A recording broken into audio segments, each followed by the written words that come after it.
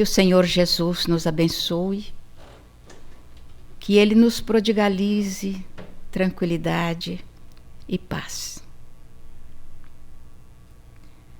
Ó Deus, que sois o eterno pensamento, a vontade suprema, o movimento, por excelência a ação. Que sois a fonte de onde jorra a vida, o ignoto ponto de partida de toda a criação. Deus, Pai augusto e bom dos universos, aceitai minha prece nesses versos, a minha adoração. A pobre lira se estremece e humilha, quando a minha alma, ó Pai, a vossa filha, entoa esta canção. É um trecho de um poema de Hernani Santana, uma conversa com Deus, que aliás deveria ser uma constante na nossa vida. Pensar um pouquinho, parar para pensar como está o nosso relacionamento com Deus, como está a sua forma de se relacionar com Deus, de que forma você pensa nele, ou quantas vezes você pensa nele, ou você não pensa nele nunca. É alguma coisa que no rame-rame da vida, no decorrer da nossa existência, quão poucas vezes nós pensamos nele, ou pensamos na necessidade que temos de estarmos em contato com ele, com Deus. Pensamos nos mandamentos. Às vezes pensamos nos mandamentos, a vida de Moisés e a forma como ele recebeu a tábua das leis, e vemos que logo a primeira das leis que ele recebe é o amor a Deus sobre todas as coisas. Você já pensou nisso? Que foi essa a primeira lei? Amar a Deus sobre todas as coisas.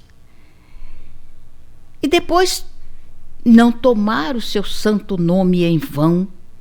Como a gente se esqueceu disso? Também já está tanto tempo que Moisés trouxe isso, que a humanidade já se esqueceu totalmente. Então, o nome de Deus é o que a gente mais fala de uma forma bem chã, bem medíocre, sem nenhuma sensação a respeito da santidade desse nome, ou sem nenhum relacionamento dele conosco mesmo. Então, quando a gente está com raiva, a gente, oh meu Deus, e lá vai o nome de Deus. Se a gente quer dizer qualquer desaforo, né, pensamos em Deus, oh, Deus está vendo. Ou se a gente quer julgar alguém e não tem energia para isso, ou nos acovardamos, a gente, Deus está vendo. Deus vai fazer alguma coisa. É uma forma de relacionamento tão estranho. O Espiritismo veio com o objetivo: combater o materialismo. Quando a gente pergunta para que veio o Espiritismo, as pessoas pensam, veio para salvar a humanidade, veio para melhorar as criaturas, veio para isso, veio para aquilo. Não foi, não. O Espiritismo veio para combater o materialismo. E aí, se nós vemos isso, e está na introdução do Livro dos Espíritos, quando lemos isso, nós começamos a pensar no aspecto político do materialismo. Os países que são materialistas, os povos que são materialistas, as pessoas que dizem que não acreditam em Deus. Mas não é isso que a doutrina revela. O materialismo que ele veio combater é o que está dentro de você. É aquele que está dentro de mim. É esse materialismo que me afasta de Deus. É esse materialismo que faz com que eu não tenha nenhum respeito para com o nome dele, ou para com as coisas que ele criou, as coisas que ele nos legou. Eu não relaciono nada disso, a não ser quando estou numa conversa amena com uma pessoa amiga, então nós falamos a respeito de Deus. Mas não é esse relacionamento que ele espera de nós. Ele espera um relacionamento constante, em que aprendamos que ele é onipresente. O que é ser onipresente? Onipresente é estar em toda parte. Então Deus não está lá ou lá, ele está aqui. E nós estamos envoltos no pensamento de Deus, na sua presença. Já pensou quando nós incorporarmos verdadeiramente isso no coração, de que nós estamos constantemente envoltos pela presença de Deus? Como vai mudar o nosso comportamento o dia que realmente você acreditar em Deus, ou que eu acredite, ou que nós acreditemos? Como vai mudar a sociedade? Como vai mudar os povos? Como o mundo será melhor? Todavia, nós não pensamos assim. Então, acreditamos que estamos sós, muitas vezes, quando desejamos deixar extravasar os pensamentos ou determinadas atitudes, a gente pensa que está sozinho. Esquece que ele é onipresente. E exatamente porque esquecemos que ele é onipresente, nós acreditamos no mal. O mal existe. Então, pensamos que o bem está aqui para lutar contra o mal. Então, nós colocamos o bem aqui, o mal aqui, e cada um com a sua espada, terçando armas para ganhar a humanidade toda. Mas Buda diz de uma forma diferente. Na realidade, o bem não está aqui para lutar contra o mal. Ele está aqui para lutar contra a ignorância, a nossa ignorância, de como nós ignoramos a Deus, como ignoramos o Evangelho e como ignoramos o Espiritismo também. Porque as disputas que nós vemos hoje no movimento espírita é algo absurdo, que não tem razão de ser. De repente, alguém aqui pisa no meu pé, pronto, já me aborreci porque fulano pisou no meu pé e não pediu desculpa, então eu não volto mais no centro. Quer dizer que o meu relacionamento era com o centro? Quer dizer que eu estava ligada às paredes, a um teto, a um piso? Ou eu estou ligada à doutrina espírita? Ou eu estou ligado às informações trazidas pelo Espírito de verdade no mundo espiritual? Se eu venho aqui por causa dos senhores, então eu não sou espírita. Eu estou fazendo uma visita social. Mas se eu venho aqui por causa do espiritismo, não importa o comportamento dele ou delas, não importa o comportamento dos outros, o importante é o meu comportamento.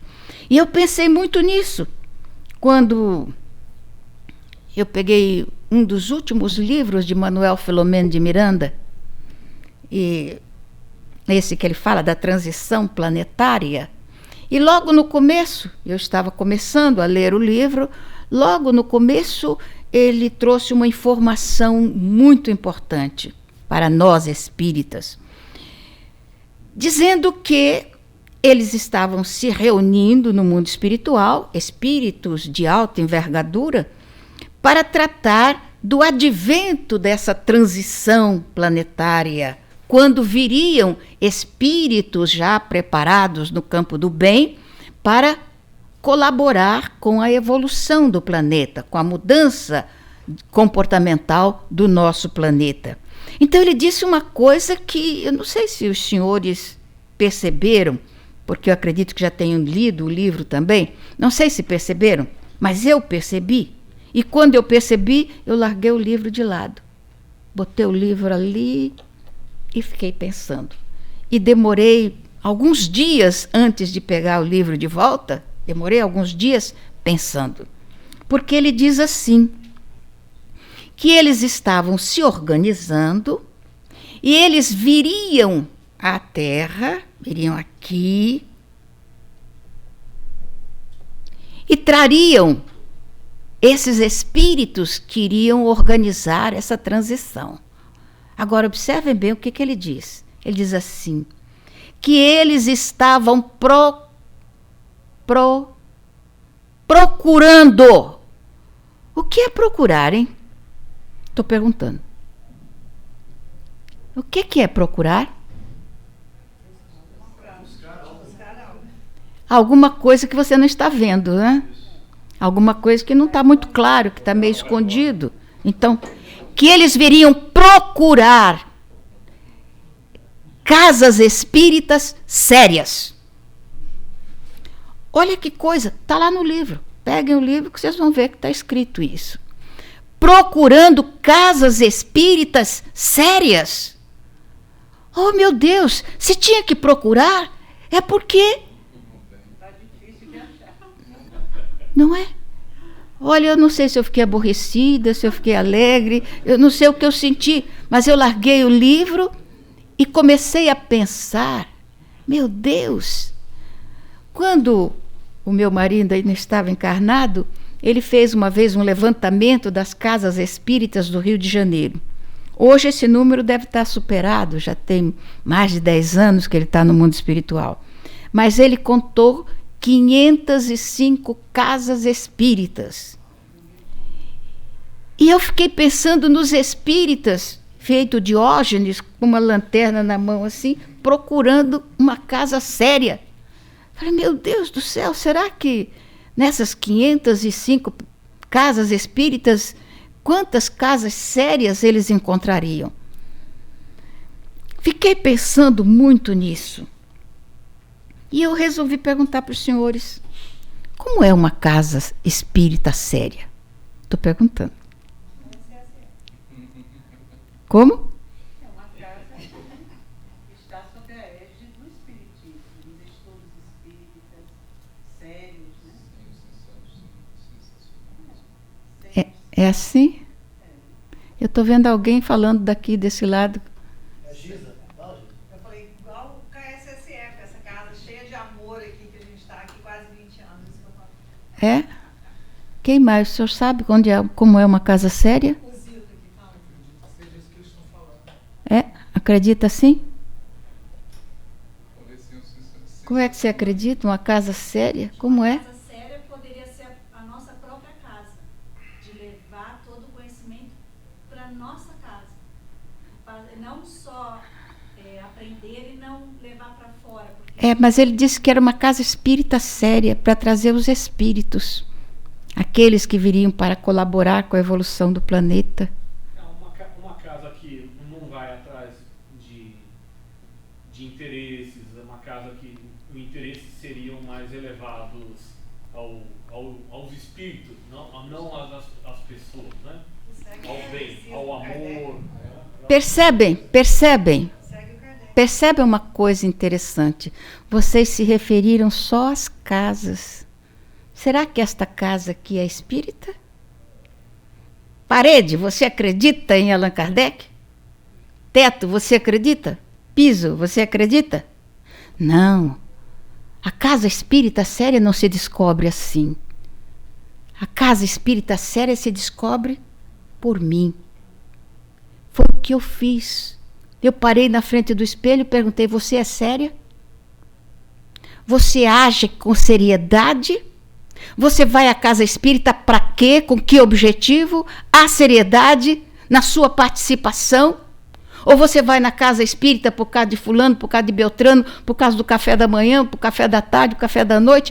O que você vai fazer na casa espírita? A seriedade de uma casa espírita se reconhece pela nossa seriedade.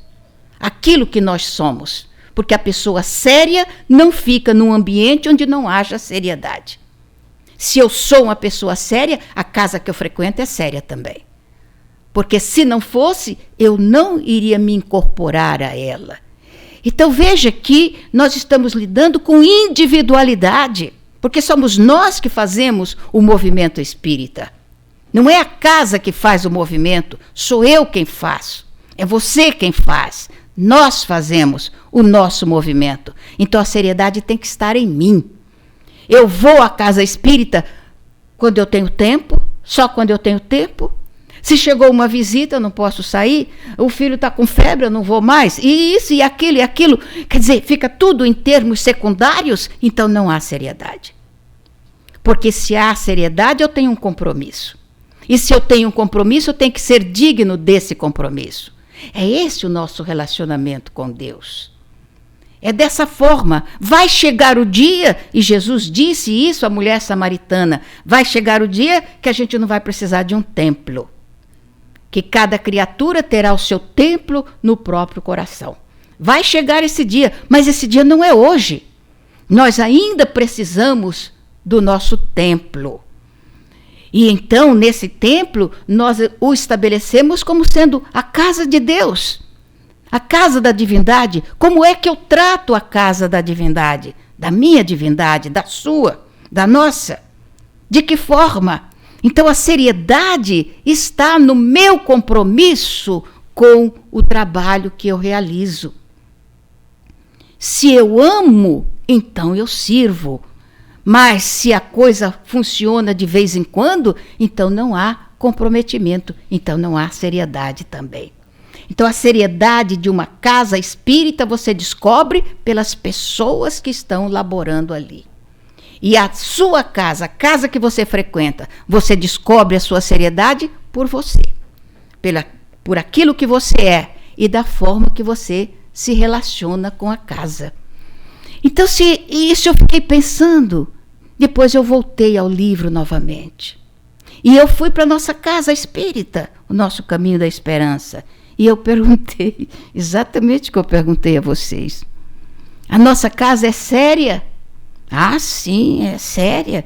Você que dirige a nossa casa? Eu falo, é a minha seriedade então que funciona aqui dentro. Falei, é assim que vocês pensam na seriedade? Não, senhor.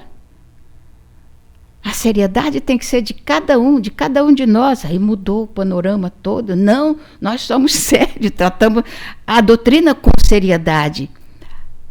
Aí, outra pausa para meditação, para pensar. Você trata a doutrina com seriedade aqui e lá fora. Como é que funciona essa seriedade?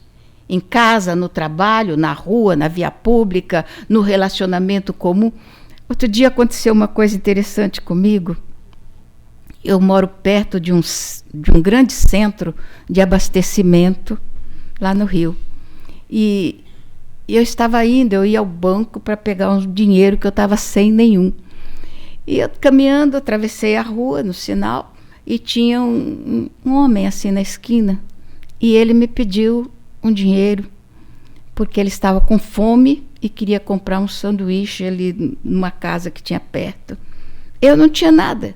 Então eu disse a ele, falei, o senhor espera aqui, porque eu estou indo exatamente ver se eu consigo algum dinheiro lá na caixa eletrônico. E quando eu voltar, ele sorriu e eu fui em frente. Tirei o dinheiro que eu precisava, andei ali, fiz alguma coisa e voltei e passei em frente à casa de sanduíche. Aí eu resolvi comprar o sanduíche para ele. Entrei lá e pedi a moça, era daqueles que você ia compondo, e eu nunca tinha entrado para comprar sanduíche, então eu não sabia fazer o sanduíche. Aí eu pedi a ela que fizesse. Falei, minha filha, ela falou, e o que a senhora quer? Eu falei, eu não quero não, porque é para uma pessoa que está ali pedindo. Ela falou, então deixa que eu faço. E ela acertou o sanduíche e me cobrou só metade. Ela disse, não, se a senhora vai dar para o homem, então cobra metade. E eu saí com o sanduíche na mão. Quando eu cheguei lá, ele estava sentado lá. Eu disse, olha, eu trouxe o sanduíche para o senhor está com fome. Ele falou, muito obrigado, dona Ana Guimarães. A senhora passou e pediu para eu esperar, e eu fiquei esperando para ver se a senhora ia voltar mesmo. A senhora é espírita, de verdade.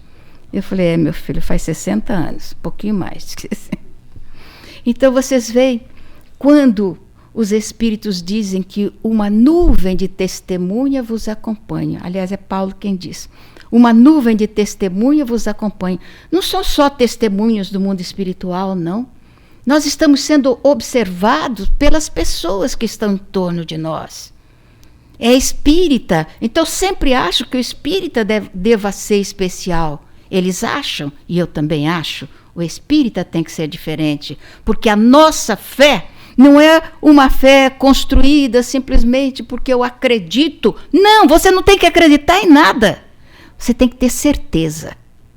Porque se eu acredito na imortalidade da alma, a crença é alguma coisa que está numa areia movediça. Hoje eu creio, amanhã não creio mais. Hoje eu acredito, amanhã também não acredito mais. Quanta coisa nós acreditávamos ontem e hoje a gente não acredita mais. Então é uma coisa facultativa. A fé em nós, na imortalidade, na reencarnação, tem que ser algo granítico. Eu tenho certeza, porque é isso que Kardec espera de nós. Reconhece-se o verdadeiro espírita por sua transformação moral e pelo esforço que faça para domar suas tendências negativas.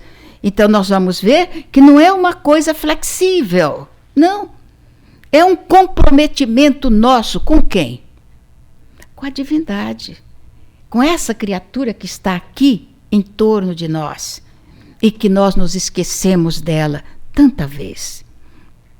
Então pensar no nosso relacionamento com Deus. Eu estou na minha casa, então eu estou à vontade. Sim, fique à vontade, mas vigie os pensamentos. Porque existe uma psicosfera em torno de nós. Aliás, os espíritos dizem isso. Todos nós temos o nosso cartão de visita. E esse cartão de visita, semelhante àquele que a gente manda fazer na livraria, livraria não, onde é que a gente manda fazer cartão? Na gráfica. Nós temos um cartão, então a gente coloca lá o nosso nome, profissão e tal, o endereço e telefone e tal, e entregamos. Esse cartão pode ser mentiroso também. Eu posso colocar aqui, doutora em ciências ocultas. Posso colocar. Posso mentir, mas existe um outro cartão de visita e nesse ninguém engana. É a nossa psicosfera. A nossa psicosfera é o nosso cartão de visita, através do qual nós somos reconhecidos, tanto pelo mundo espiritual quanto pelo mundo físico. Já ouviram dizer um refrão? O semelhante atrai o semelhante. Geralmente as pessoas se reúnem em grupos que têm mais ou menos o mesmo tipo de pensamento, de inclinação, etc, etc. Os bons geralmente ficam à parte e aqueles que estão sintonizados no mesmo padrão se organizam em grupos. Então nós temos o nosso cartão de visita e o mundo espiritual nos reconhece através dele, tanto o mundo espiritual superior quanto o inferior também. Os perturbadores veem o nosso cartão e se aproximam e se unem aos nossos pensamentos através desse cartão de visita. Você já pensou que você tem esse cartão? Você já pensou que você está imprimindo nele cada pensamento que sai da sua cabeça? Cada coisa que você faz, você imprime nesse cartão? Então, se 90% das coisas que você imprime são negativas ou mais ou menos e 10% positiva, então o nosso cartão de visita tem a supremacia dos aspectos negativos do nosso caráter. Ser espírita é entender, conhecer, resposta 919 do Livro dos Espíritos. Conhece-te a ti mesmo. É o autoconhecimento. Então eu não estou aqui para ver se a casa é séria através do comportamento do presidente, do secretário, do tesoureiro, das pessoas. Não. Eu estou aqui para saber se o meu comportamento é sério. Porque o objetivo do espiritismo é mudar a mim. E através da minha mudança, essa psicosfera vai tocar a sensibilidade das pessoas que estão em torno. Então a gente vê que nós sentimos, a gente pressente quando a gente se aproxima de uma pessoa que é suave, que é harmônica, a gente se sente bem ao lado dela, ou então se sente mal. Olha que coisa interessante que é. Se a sua psicosfera é negativa e você se aproxima de alguém que é manso, que é tranquilo, que é pacífico, você se sente mal, porque não há uma harmonização entre a sua psicosfera e a psicosfera da pessoa. Se você está buscando essa tranquilidade, essa seriedade, então você se aproxima e se sente bem, se sente harmonizado. E a doutrina espírita está intentando acabar com o nosso pensamento materialista, valorizando muito mais as coisas do mundo do que as espirituais. Tanto é assim que apareceu esse bendito desse vírus e as casas todas fecharam. Quer dizer, o nosso relacionamento com Deus cerrou as portas, porque nós estávamos com medo de morrer. Medo de morrer. A coisa que é atávica. Não tem por onde fugir. Como se dentro de casa o vírus não entrasse. E quantas pessoas que não saíram de casa e ficaram contaminadas. E não é o primeiro flagelo que toma conta do mundo. Nós tivemos em 1919, a gripe espanhola que dizimou tanta gente. E as orientações naquela época eram a mesma de hoje. Usar máscara, usar isso, só não tinha álcool gel naquele tempo, que não tinha ainda. Tivemos o cólera, tivemos a peste negra, tivemos a gripe asiática, já tivemos tantos flagelos. E então, vamos fechar as portas do nosso relacionamento com Deus. E aí aconteceu o quê? Como a tecnologia hoje está muito avançada, o povo começou a fazer lives. E eu acho uma coisa muito engraçada isso, né? Porque às vezes eu tenho que ir à casa de alguma pessoa e eu chego, a pessoa está ouvindo. Olha, eu estou ouvindo o Divaldo. Mas está ouvindo o Divaldo, está lavando a louça, está mexendo na panela de feijão, está estendendo a roupa, está indo para cá, está indo para lá. Quer dizer, ouvindo o Divaldo falar.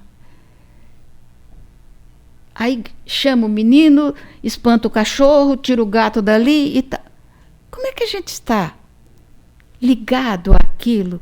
Como é que a gente está assimilando a notícia se nós estamos com a mente focada em outra coisa? Nós não conseguimos ainda captar 2, 3, 4 coisas ao mesmo tempo. Se nós estamos no templo, então ou nós estamos focados ou então a gente sai voando. Problema de cada um. Mas em casa, não dá.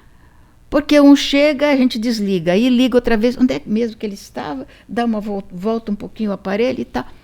Quer dizer, não tem nada a ver. Isso não estabelece a nossa ligação com Deus.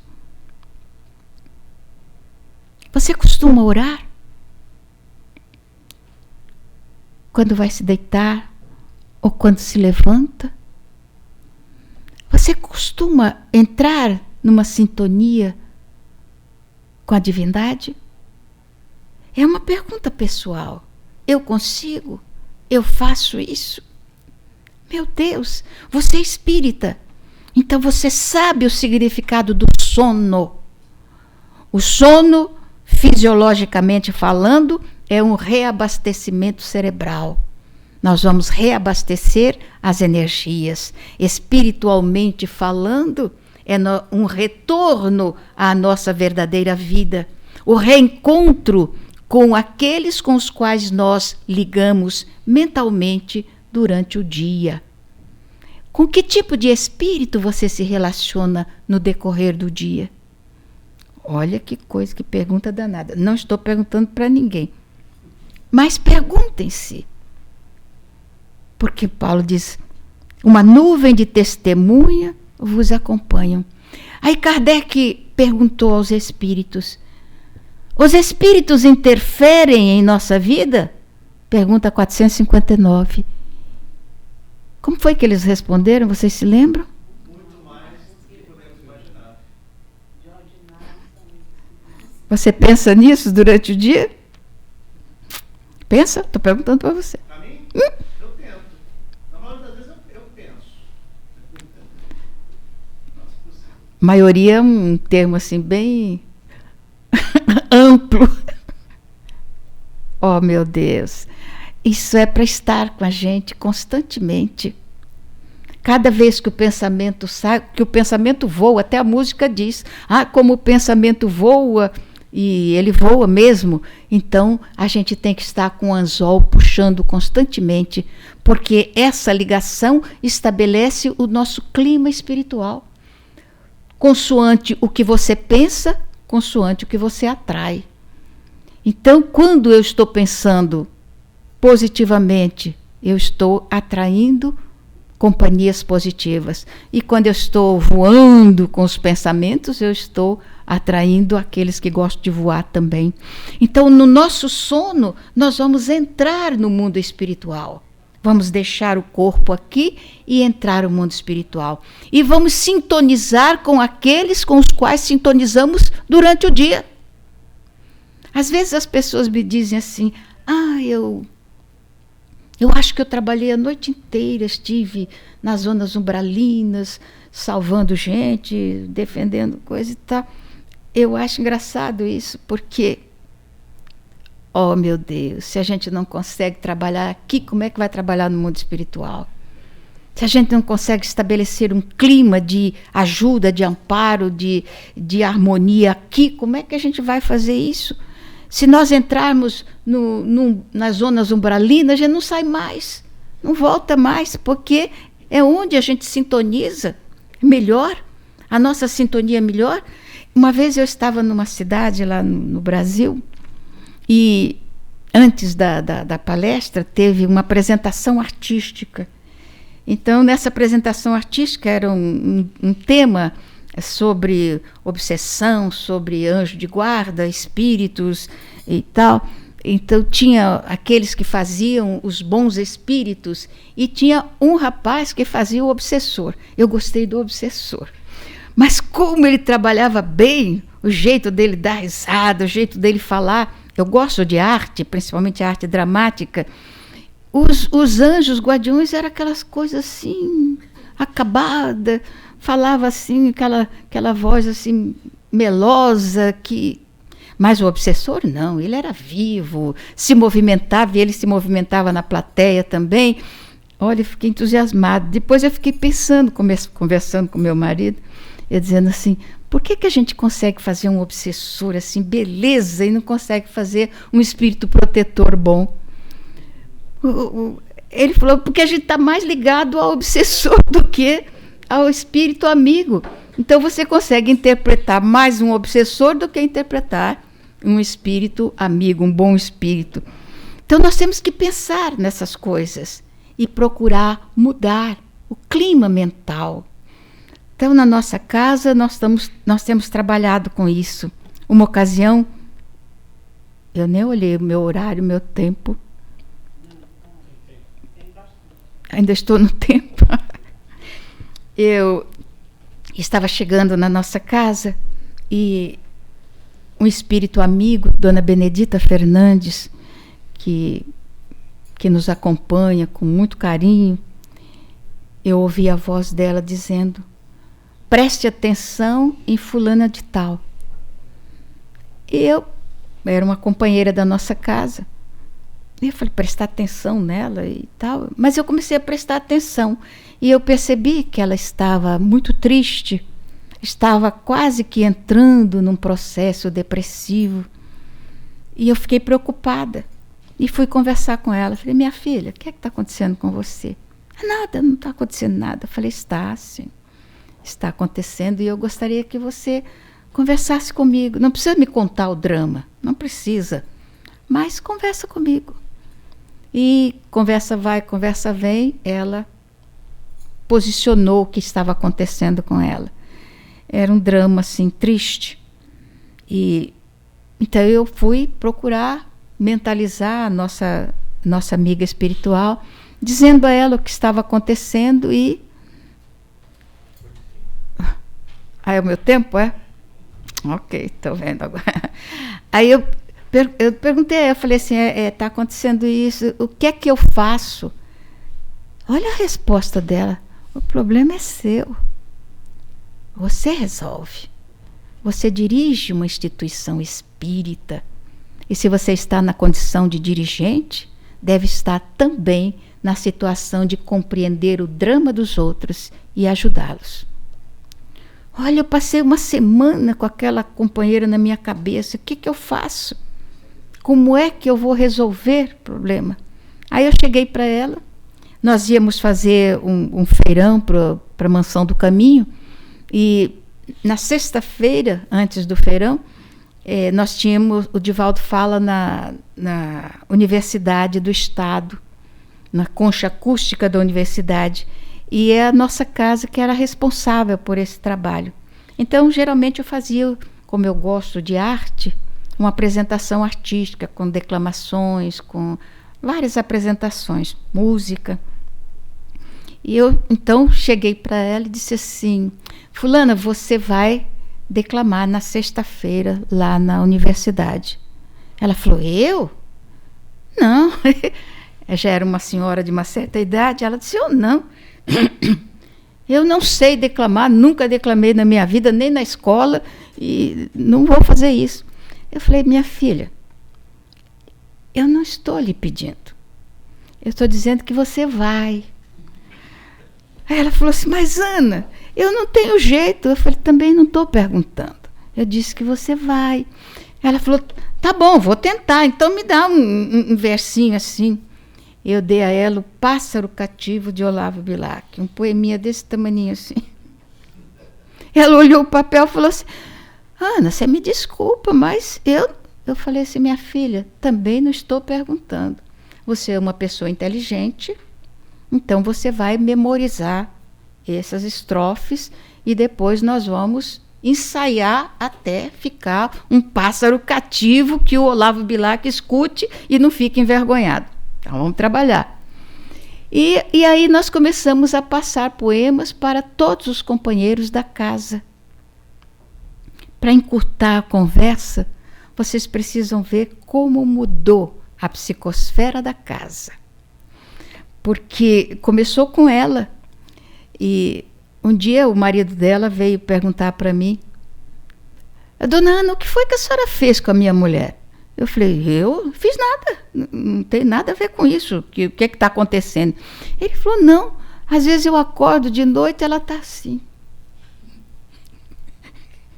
Ela estava memorizando o poema, então ela ficava, o pássaro cativo. Outra vez ela chegou para mim e falou assim, Ana, eu fiquei envergonhada, eu parei no sinal e eu estou lá. Quando eu olhei do lado, olhei para o outro, estava todo mundo me olhando porque eu estava gesticulando dentro. Ela saiu daquela psicosfera onde ela se encontrava de depressivo, de sofrimento, de angústia. Ela saiu do drama, porque ocupou a mente com coisas mais amenas, como um poema. Hoje ela é uma das grandes declamadoras da nossa casa. Fala muito bem. Saiu. E todos os demais. Hoje as pessoas têm a mente ocupada porque elas estão memorizando os poemas de Tagore, memorizando as páginas de Joana de Ângeles, de Dona Amélia, se esforçando. Então, aos pensamentos deprimentes, a gente apõe um pensamento positivo, um pensamento bom. Quando a Nete fala sobre as redes neurais, ela fala da importância de você ocupar a sua mente com uma coisa positiva. Então a gente vê que você memorizar páginas e poemas não é só uma questão harmônica espiritual, não, é fisiológica também. Porque o nosso cérebro, quando a gente não utiliza para um aprendizado, ele cai em exercício findo. Aí vem Alzheimer, aí vem cérebro cansado, aí vem isso e vem aquilo. Então, nós precisamos. Uma vez eu ouvi o Mário Lago, aos 90 anos, ele deu uma entrevista dizendo que ele nunca chegou no set de filmagem sem que tivesse o papel dele na mente. Nunca ele chegou sem que ele tivesse memorizado toda a parte artística que ele tinha que participar. Eu achei isso lindo. Como eu estou com 81 e o cérebro ainda está funcionando a todo vapor, eu acho que eu não vou ter Alzheimer nunca. Porque a gente está sempre usando o cérebro para colocar coisas positivas. Não guardo piadas, não guardo conversa. E uma ocasião em que o Espírito disse que eu não ouvia direito porque o meu ouvido estava cheio de entulhos. E eu perguntei, que entulho? Ah, fica no telefone ouvindo as notícias desagradáveis, vai entulhando o ouvido. Aí a gente não ouve as vozes dos céus. Aí a gente não ouve Deus, porque o ouvido está cheio. Não gosto de telefone. Eu estava falando, não carrego o celular comigo, não gosto de ficar conversando no telefone. O telefone é para uma conversa rápida. Eu pego o telefone para... Como todas as pessoas já me conhecem, ninguém espicha conversa, porque eu não gosto de conversa no telefone. Conversa comprida, só para o necessário. Então, o nosso relacionamento com Deus, como está? Como é que está a sua conversa com seu Pai, seu Criador? Ele que está aqui, que está em toda parte. O mal não existe. O mal é a ignorância das criaturas, porque se o mal existisse, ele ia ocupar um espaço. Se ele ocupa um espaço, Deus não estaria ali. Mas Deus é onipresente, ele está em toda parte, então ele está ali, onde nós acreditamos que esteja o mal. Vamos nos recordar disso e sermos menos materialistas, mais espiritualistas, crer realmente que vamos sobreviver ao vírus como chama mesmo? Até esqueci do Covid, né? Desculpa, meu filho, não vem para cá, não.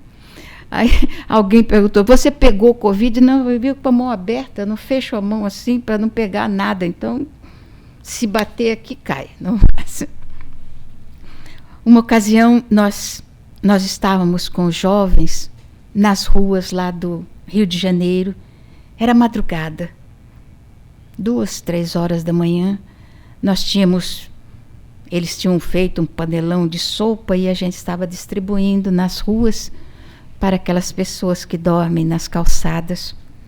E paramos diante de uma igreja, porque sob a marquise da igreja e nos degraus, tinham 5 homens que estavam dormindo ali. E estava soprando um vento frio. Paramos o carro, a sopa ainda estava fervendo, estava quente, e os rapazes que estavam juntos desceram e foram despertar aqueles homens que estavam adormecidos. E outro ficou enchendo os copos de sopa, e outros iam levando a sopa para eles. Então o rapaz chegou para mim e falou, tia, tem um senhor que está acordado e ele está gemendo. A senhora podia ir até lá? Eu falei, vamos. E eu fui até lá. E eu cheguei perto dele, ele estava recostado na parede, e eu perguntei a ele, o que foi, meu filho? O que é que você está sentindo? Ele falou assim, a minha perna, eu não consigo dormir, ela está latejando. Aí ele estava com um pano assim, muito sujo, em cima da perna. Aí ele puxou o pano assim, tinha uma úlcera enorme, a perna estava muito inchada, uma úlcera grande, e na luz que vinha do poste, aquilo estava fervendo, estava cheio de vermes. Ele falou, isso dói muito, eu não consigo dormir. Aí eu disse a ele, mas você não foi no Souza Aguiar? É um hospital que tem lá no Rio. Souza Aguiar. Ele falou assim, eu já fui, eles não dão atenção, afinal de contas eu não sou ninguém, eu sou só um mendigo da rua. E eu disse, oh meu Deus. Aí ele falou assim, eu só queria dormir um pouco. Aí o rapaz chegou com um copo de sopa, falou, você não quer tomar? Não, não quero, eu quero dormir um pouquinho só. E eu vi que os meninos que estavam comigo estavam sensibilizados. Aí eu disse a ele: meu filho, a gente não pode fazer nada, que a polícia não deixa. Eu tentei lavar feridas na rua, mas a polícia passa e impede, não deixa. Eu falei: mas olha, tem um médico que viveu aqui no Rio de Janeiro e ele era muito bom. Ele era conhecido como médico dos pobres. Ele falou: Dr. Bezerra de Menezes. Eu falei: é, Dr. Bezerra de Menezes. Vamos pedir a ele. Eu vou pedir, você peça também. Esses meninos vão pedir. Vamos pedir tudo junto, para que o Dr. Bezerra de Menezes venha aqui, te dê um socorro, te dê uma ajuda. Depois você vai no hospital para ver se eles limpam essa ferida. E ele falou assim: Dr. Bezerra de Menezes, me ajuda. E eu pensei: Dr. Bezerra de Menezes, o senhor sabe o que é dor. O senhor já sentiu dores físicas e espirituais. E a gente começou a orar. E os meninos estavam ali em volta também orando. Não sei quanto tempo a gente ficou suplicando a ajuda desse velhinho bom. E quando encerramos a prece, ele estava tombado assim do lado. Ele tinha dormido. E aqueles vermes estavam tudo parado. Estavam todos mortos. Aí então o rapaz que estava mais próximo ficou tão feliz assim, ele sacudiu o senhor, sacudiu ele e falou: vem tomar sopa. Ele abriu os olhos e falou assim: ah, por que me acordou? Eu estava dormindo. Não, o senhor toma sopa e dorme outra vez. Ele falou assim: a dor passou tudo. E eu fiquei tão feliz, fiquei realmente muito feliz de ver que o Dr. Bezerra caminha pela rua também atendendo a esses necessitados. E eu então dei um abraço naquele homem, apertei ele assim com força. E quando eu tirei os braços de cima dele, ele disse assim: há 20 anos atrás, 20 anos, eu, depois de ter saído de casa, ainda menino, pequeno, e não ter voltado durante muito tempo, eu resolvi voltar para ver o barraco onde eu nasci e onde vivia minha mãe. Isso já tem 20 anos. Eu fui até lá, entrei, e num grabato no chão, um colchão que estava no chão, estava minha mãe. E eu cheguei e ela estava morrendo, sozinha. Eu me ajoelhei ao lado dela e falei: mãe, sou eu. Ela abriu os olhos, olhou para mim, disse: meu filho. Ela me reconheceu. Depois de tanto tempo ela tinha me reconhecido. E ela disse: meu filho. E ergueu os braços trêmulos e me abraçou. Me abraçou com o resto de forças que ela tinha. Quando ela terminou aquele abraço, os braços caíram. A minha mãe estava morta. Eu saí de lá. Isso tem 20 anos. Nunca mais ninguém me abraçou. Desde esse último abraço da minha mãe, ninguém me abraçou.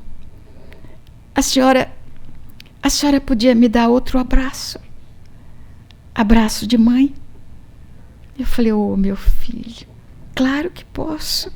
E dei-lhe um outro abraço, um abraço de mãe. Quanta gente no mundo tem necessidade de um abraço de mãe. E não é só lá fora, não é só um mendigo da rua. Quantos filhos dentro de casa não têm o abraço da sua mãe, do seu pai? Como falta carinho na intimidade dos lares. A gente dá roupa, dá sapato, dá comida, mas não se dá. Então os lares hoje estão frios, sem vida, sem a presença da família. Abrace o seu filho, abrace o seu marido, abrace a sua esposa, o seu pai, a sua mãe. É tão importante essa troca afetiva para estabelecer fraternidade. O mundo está frio. Um país adentra por outro país, destruindo tudo. E a gente pensa, é um homem louco, é um homem sem amor. Não é um homem louco sem amor, é o mundo que não tem amor. Está faltando amor no mundo. Mas você pode preencher o vácuo, você pode preencher esse vazio. Um mendigo que pede um abraço de mãe. Mas o seu filho pode estar na expectativa de que você o abrace também. Não importa como ele seja. Pode ser uma vítima do alcoolismo, ou das drogas, ou do sexo desregrado. Mas é o seu filho. É aquele filho que você merece, que você precisa para crescer. Então que a gente ofereça para que o lar abra as portas, para que Deus esteja conosco sempre e para que Jesus possa adentrar em nossa casa, em nosso lar, em nossa vida. Como é o seu relacionamento com Deus? Trago versos dentro da alma, como o sol traz luz em si. Eu vivo a vida cantando porque poeta nasci. Ouço cachoeiras rolando das alturas dos meus sonhos, em dias claros, risonhos, de luminosa beleza. Nesse plano eterizado, quando eu penso estar pensando, estou com a alma escutando a prece da natureza. Há no meu peito cascatas, vibrando ternas sonata no teclado das estrelas. E embora grandes distâncias, seja noite ou seja dia, com as lunetas da poesia, eu sempre consigo vê-las. Há no meu peito um garimpo de cristais e diamantes. E eu mesmo sou garimpeiro que só procura brilhante que tenha cor de alvorada. Pedra com jaça ou defeito, no garimpo do meu peito, não quero seja encontrada. Niágaras, Paulo Afonso, Sete Quedas, Iguaçus, cataratando os meus sonhos a quedas d'águas aflus. Fontes líricas serenas, bandos de lindas falenas, dando 1000 cores ao dia, jardim suspenso nos ares e outras notas singulares, faz-me conhecer a poesia. Por tanta luz que vislumbro, pela ventura que tenho, por tantas vozes que escuto, sei que tais bênçãos mereça, eu não sei como agradeça a glória que Deus me deu.